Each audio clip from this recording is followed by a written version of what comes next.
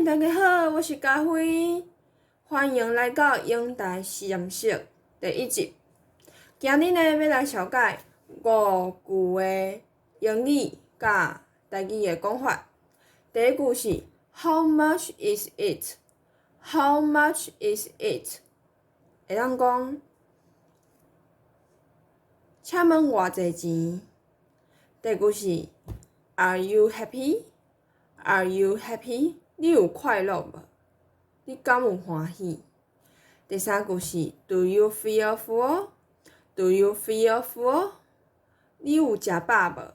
你食饱未？第四句是 What kind of color do you like? What kind of color do you like? 讲，请问你介意啥物色水？请问你上爱啥物色？